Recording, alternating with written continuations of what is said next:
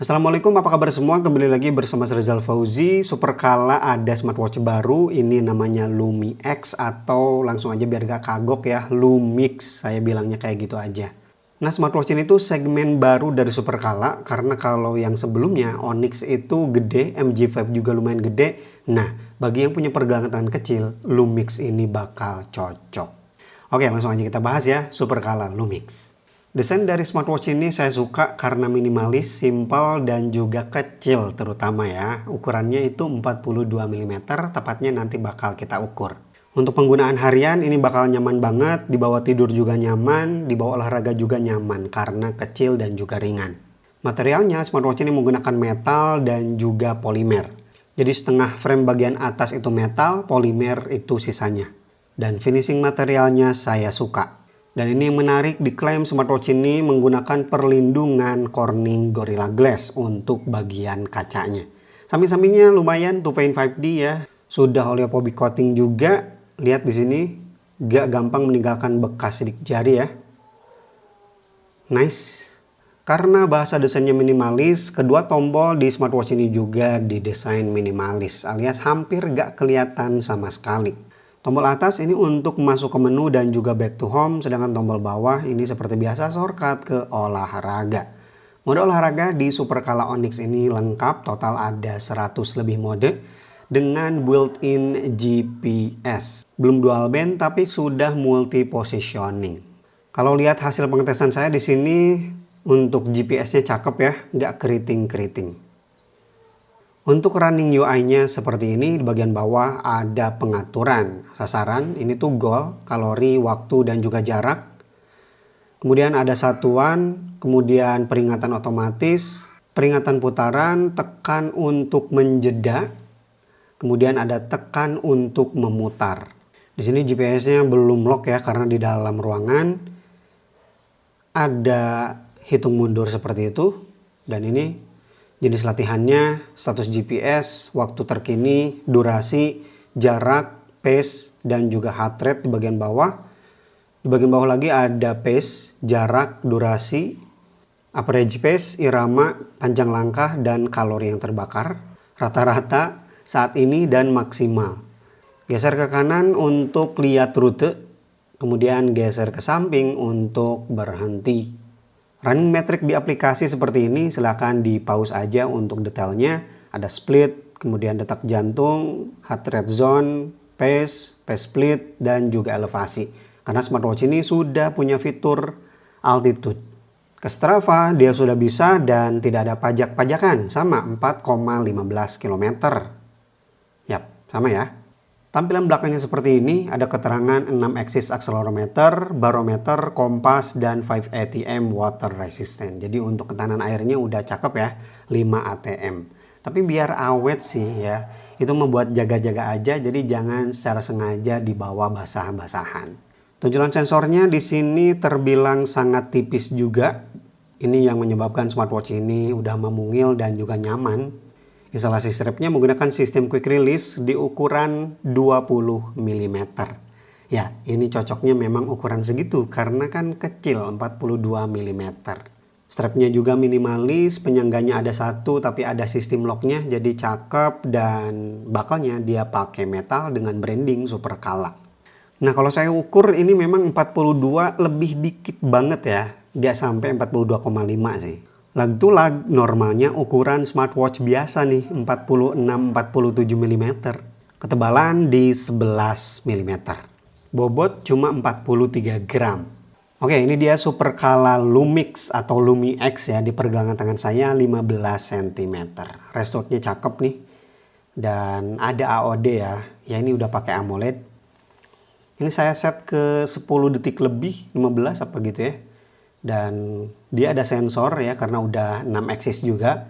Diputar gini sensornya, layarnya langsung mati. Nice. Responsif ya. Cakep nih. Aplikasi penyandingan. Setia ya. Superkala setia menggunakan Fitbeing. Ini di aplikasinya. Tampilannya semakin fresh, semakin profesional juga. Tricky AI disimpan di sini karena ini fitur unggulan dari Fitbeing ya. Jadi semakin simple ya, dibikin 2 halaman doang. Home, ini semua pencapaian. Metriknya ada di sini. Sampai olahraga juga ada di sini. Dan ini untuk pengaturan smartwatch-nya. Nah, untuk watch face-nya ini by default cuma ada 6 yang sudah terinstall di smartwatch-nya. Ini perlu saya sampaikan karena salah satu keluhan Fitbeing itu watch face-nya masih minim ya. Udah banyak tapi gak sebanyak smartwatch lain. Ini di bagian kedua Smart Flow. Bagian ketiga lumayan mirip-mirip dengan versi sebelumnya ya. Sayangnya gak bisa dilihat semua langsung gitu. Jadi harus satu-satu kayak gini. Yap, overall udah semakin banyak karena tiap tema juga ada yang baru-baru sih saya lihat. Masih ada ke bawah. Dan semua segmen sudah ada tambahan watch face. Untuk panel display dia menggunakan AMOLED, udah saya singgung juga tadi. Kemudian ada fitur AOD-nya, AOD bisa mengikuti watch face yang sedang dipakai. Raise to wake-nya masuk ke watch face, enggak tetap di AOD. Dan untuk penggunaan outdoor, ini yang penting ya, smartwatch ini masih bisa ngehandle. Untuk user interface dia smooth dari bawah ya untuk quick settingnya seperti biasa kalau Qwerty OS mah. Dan tidak bisa kita custom dari atas ke notifikasi. Nah, notifikasi di sini dia bisa quick reply. Mantep ini ya. Dari MG5 dan juga Onyx Supercala udah konsisten bisa balas pesan.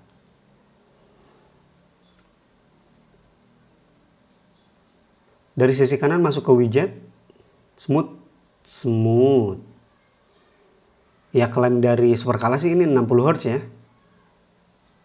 Kecuali kalau scrolling kayak gini memang agak sedikit kelihatan gak begitu smooth ya. Kalau pindah-pindah animasi itu kelihatan banget smoothnya. Tapi kalau muter kayak gini, scroll gitu ya, masih kelihatan agak ya di bawah 60. Experience remote musik ya, saya coba ke Spotify. Responsif banget, kayak biar kelihatan ya. Nih, langsung kan. Profil terbaca juga, kemudian di sini kita bisa pindahkan jam tangan. Pindah ke sini nih suaranya ya. Kemudian remote kamera di sini kita bisa set timer sampai 3 detik atau instan. Kita coba instan dulu. Oke, ada jeda sedikit ya. Oh, langsung ya. Pertama doang tuh ada jeda. Sisanya instan, cepet banget. Heart rate monitoring, smartwatch ini bisa aktif all day. Ini contoh setengah hari saya ya. Untuk sisanya atau hari kemarin bisa dicek di aplikasi. Oke, 82, 81. Nice. Dari data detak jantung ini kita bisa cek juga ada HRV kebaca, ada HRV tidur, dan juga detak jantung istirahat. Untuk SpO2 dia butuh waktu kurang lebih 30 detik. 98%. 96%. Laporan di aplikasinya seperti ini dan di bawah ada insight juga.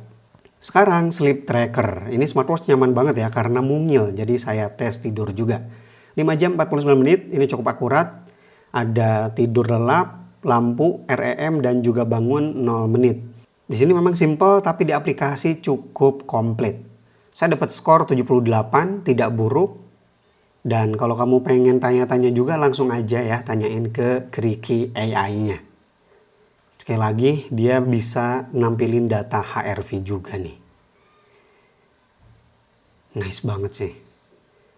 Oke, itu dia review saya untuk Supercala Lumix atau Lumi X. Dibanderol di harga yang mirip-mirip dengan Onyx dan juga MG5. Lumix ini sekali lagi jadi segmentasi beda. Cocok banget bagi kalian yang punya pergelangan tangan kecil. Suka dengan fitur-fitur Supercala tapi gak suka dengan ukuran Onyx yang gede. Atau MG5 juga sama lumayan gede. Nah ini cocok banget nih 42 mm.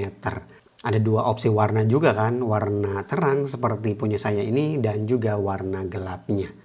Bagi kalian yang tertarik dengan Supercala Lumix, silahkan langsung aja ke kolom deskripsi. Link pembeliannya saya sertakan di sana. Dan Rizal Posy pamit. Wassalamualaikum warahmatullahi wabarakatuh.